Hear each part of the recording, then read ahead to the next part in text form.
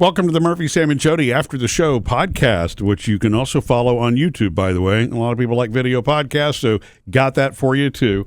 And, you know, within the show itself, sometimes not all the fun stuff gets squeezed in the way we want to. Jodi does the Hollywood Outsider, so we have more for you. One story I didn't get to this week, I wanted to tell you. This is a major trio in entertainment. Matthew McConaughey, Austin Butler, and Pedro Pascal teaming up for a Western thriller called The Brigands of Rattle Creek. I don't know what Brigands means. Is it a family? Spell it. Brigands. Yeah, it could be a family. Yeah, that sounds like maybe they're brothers or something like that. Okay. It follows a sheriff and a doctor seeking revenge on bandits in a small town. Oh, bandits, huh? Matthew McConaughey, Austin Butler, and Pedro Pascal in a Western thriller. It's like fun. Well, you can definitely see Pedro Pascal pulling that off, which is cool. Wonder which ones are the good guys and which ones are the bad guys. No idea. I just know that it's happening, and that's a big deal. It's a big piece of entertainment news. So many places to go. We had so much this week, like Michael Jackson. We can talk about the Michael movie. It's expected to go neck and neck, or maybe even fall to the number 2 spot with The Devil Wears Prada 2. Can you believe that? No, I don't think anybody saw that coming. Meryl Streep, this is a big deal for her to come back and for Anne Hathaway to come back. I'm going to make something of this job. You could write a book. The definitive Miranda Priestley expose. I know you guys don't care anything about this movie, but I will tell you this. I enjoyed seeing the first one with you in the theater. We saw that together. Yeah, and then I saw it like 20 times at home. I love that movie. It's the perfect sequel that Andy would come back to help Miranda save her company. That is brilliant writing. I don't know what it's like yet. I want to go see it this week, and I'm not going to be able to. We've got so many plans. The critics, though, are saying that it's like one of the most perfect sequels because it looks like the first one and it carries the story forward. Well, they've had 20 years to put it together, so it's kind of like the Top Gun Maverick thing. If you're going to put it together, do it right, you know? Mm-hmm. It's funny that you say that, Murphy. We've also got Top Gun Maverick news this week, too. That Tom Cruise, I'm trying to find it all, Tom Cruise announced that Top Gun and then Top Gun Maverick will run in theaters again this month in May. Like you can go buy the tickets, back, right? Double feature. Yeah. That's great. You know, for anybody that didn't see Top Gun Maverick in the theater itself, that's the way to do it. It just, watching it at home does not do it justice. It doesn't have the same thrill. It's the full sensory experience. You're feeling it. Yeah. You're seeing it. It's the big screen. Yeah. It just works. A few weeks ago, we also had the news that Top Gun 3 is in the works. Mm-hmm. Tom Cruise also said, look, it took me 20 years to do the other one. It won't take me as long to do this one. We're thinking about it. I'm thinking Rooster's story will be very big, but Maverick is still going to be very important. Yeah. Didn't you tell us there was going to be a popcorn bucket for this double feature? Or maybe I'm imagining one. It's Maverick's helmet. Yeah. Right? Or it's a helmet, which is right. I don't understand the whole popcorn bucket thing. Somebody somewhere is collecting all these. But there are popcorn buckets for movies that are not new.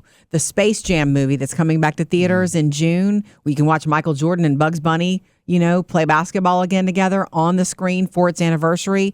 At AMC theaters, when they run that one, there's a basketball. You can play hoops with your popcorn bucket that you can buy. So the reason that it makes perfect sense to me, and it's interesting that this all started with you mentioning Top Gun Maverick and another potential sequel. Yep. Is, Tom Cruise is the one who really, after COVID, he did help the industry get focused back on going into the theater. He did. So this, collector's popcorn buckets to me are another thing that encourages people to get back into the theater. You have to have something. So I don't think it's some trivial, craziness. Yeah, it's marketing. Yeah. But I think that anything that continues to draw people into the theater experience with so many things competing with it makes perfect sense to me. Have you seen the Shrek one that they put out? And Shrek's not even in the theaters. It's an anniversary thing. I heard about it. It's gross. It's his outhouse. Yeah.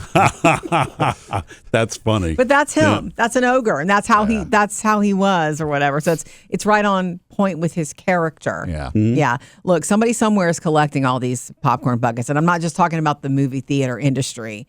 But I know that for certain families, if you go to the movies, you can't afford to buy every single one. But if it's something that really means something to your kid, you get that and you keep it. And when you have movie night at home, you eat out. It's fun for the kids to eat out of the popcorn bucket. I do know that. for Mandalorian and Grogu, because that's the one I'm keeping an eye on. Oh, right, I've seen Sam. a couple of them. There's one with Baby Yoda Grogu. I think his head opens and you can put it in there or something. But the other one I am not going to buy this, but it is cool. The giant walkers, those mechanical looking dinosaur walkers. I can't believe, but I do. Yeah, the top of that opens and it's full of popcorn. To me, as a Star Wars OG fan, that's cool. Well, So wait, is it stand on the ground? I mean, is it like Yeah, a really it's the tall? 4 legs and it stands on the ground just like the walker. And it's then probably the $70 top or of it. something. Oh wow! Yeah, I know I won't buy it. I know I won't buy it. Merch is an interesting thing because merch is about point of sale and emotion. Mm-hmm.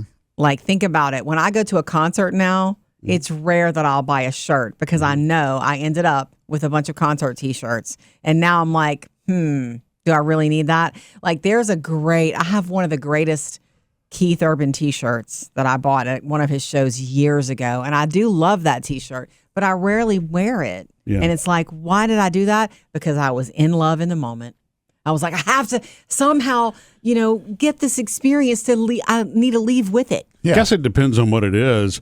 I have a Eagles T-shirt. Yeah. And the reason that one is special to me is because I took my dad to see that concert. It was after my mom had passed. Just doing things to get him out of the house. He loved the Eagles. And so I think of him now when I wear that shirt. That was like the 2018 tour. Yeah. So it's been a minute. Did he buy a T-shirt himself? I bet not. No, he actually didn't. Did and you I don't not? remember You didn't why. try to buy one for him? I bought 2, and I don't think he wanted the extra one. Yeah. I don't remember why. He was about the experience, But- not the shirt. Yeah. Merch is that way. But that said, he does, have, and now our youngest daughter Phoebe has, remember, the Eagles shirt from the Long Run tour from 1980, the actual shirt. She actually also has a lot of his Harley Davidson shirts. He used to wear Harley T-shirts all the time, the legit ones. Mm-hmm. And the Taylor and Phoebe have those. I even have a couple of them. I just don't wear them very often, but it's awesome to have. I would never get rid of those. Yeah. Merch is different. That's different. Anyway, so yeah, Tom Cruise, Top Gun Well, it's not going to be called Maverick. We don't know what it's going to be called. But we Top know Gun Rooster. Top Gun 3 is coming, so that's kind of cool. Moving on, we do have some I think it's big Taylor Swift news this week. I cried my eyes violet. She was taking, and some people say it was an unexpected legal step to combat the rise of AI deepfakes by filing trademark applications aiming to protect her voice. Her team submitted it to the U.S. Patent and Trademark Office over ownership. They're seeking ownership of phrases like, hey, it's Taylor, or hey, it's Taylor Swift. It's all about the concerns of voice cloning and fake videos. That's so interesting. Smart approach on her part. Is that, and the article was like trademarking sound is not that common. NBC, their jingle thing, that's a notable one that they, have done. Yeah, the chimes, the dum dum dum. Correct. And so they own that sound. But trademark sounds are not that, it's not that common for legal to see it. There's plenty in the copyright area on that, but I guess maybe there isn't a whole lot. And this is the place that's going to be really interesting to see where AI goes over time. It's so weird to be living in a time period where, something that didn't exist previously, now the laws are just now catching up with, and she's got a very correct and real concern about the future. It's like now while she's still alive, and then many, many decades down the road when she's not around anymore, who actually owns all of that, and who can artificially produce any of that? Can you imagine how stacked her legal team is and how there must be the best? Honestly, Taylor Swift's probably got the best legal team in the business, and she needs it. Matthew McConaughey has tried to get ahead of that AI curve by also doing the same thing. He's applied for similar trademarks. All right. And I think he's got them. Yeah. And meanwhile, Val Kilmer has embraced, the late Val Kilmer and his family have embraced AI. Exactly. His daughter did an interview this week saying he was completely behind it, in fact, because he wanted to use it. And so, she did a whole interview about him being in that movie that we're going to get soon with the young Val Kilmer. Here's the important distinction on that, though. They got compensated for that. Yeah. That's not just take what Taylor is trying to do is say that somebody else can't just AI generate something, with her voice. without permission, and that's the whole reason for the for the legal protection stuff. So as long as people go the proper route, like they did with Val Kilmer's estate, Yeah. that's fantastic. I think that's the way for it to be done. Moving on, Murphy, since you love business and all things business, it was an interesting story that did not make it into the Hollywood Outsider this week because there was so much and we didn't get to it. How much money the Friends cast still makes on just residuals. You ever think about that? Friends running in syndication. You can see Joey and everybody all the time. It's, how much do they actually make? It's been confirmed. Lisa Kudrow actually confirmed that she and the rest of them make about $20 million a year in residuals. That's incredible. It is unbelievable. Are you kidding? But as long as their works are still being used the way that they are, she's earned it. Yeah, correct. And there's no word on where the $20 million for Matthew Perry's. It probably goes to his estate. Yeah, I'm sure it does. Yeah. I always thought it was an awesome story from the 90s for anybody that hasn't heard that story. If you're a Friends fanatic, you obviously know this, but you have to be a fanatic to know this. It's behind the scenes. When they renegotiated their contracts right after the show became a huge hit, because its first year, like a lot of pilot shows, it was not even in the top 10, and then it exploded, right after that. And so when it became renegotiation time, all 6 cast members banded together and said, "We're going to be paid the same.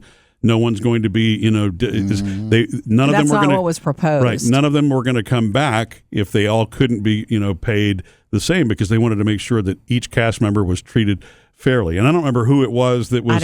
It probably was Courtney Cox, because she was the most established at that time, or she was it the most Jennifer established? Aniston? But it was not one of the females. Of course, really? It wasn't in Hollywood. Really? Okay. It was David Schwimmer. Really? They considered him the lead. Or whoever was in the first season. After the first season, somebody at the network thought he's the one who's the lead character, the lead male, and so he would be paid this much. And they were like, no. And he apparently was the one that stood up. He was and the said, one that went in and said, "No, we all get this." Apparently, he was. He was the one that spoke out about it. And I think they wound up being paid $6 million a season to start, or whatever it was, and that continued to grow over time.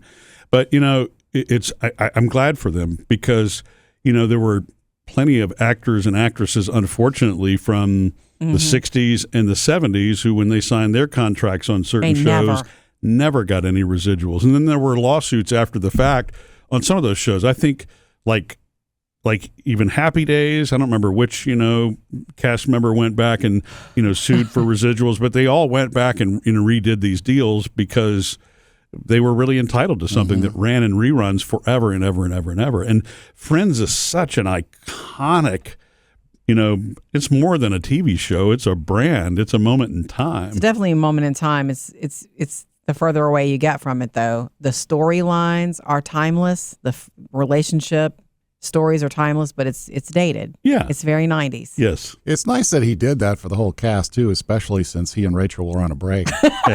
Right. Nice. Nice transition. Thank you. Okay, and to wrap up this extended Hollywood Outsider for you, don't forget that we sort of touched on the Michael Jackson movie still being in theaters, but expect, if you go this weekend, if you didn't go last weekend, if you go this weekend, expect people to be dancing in the aisles.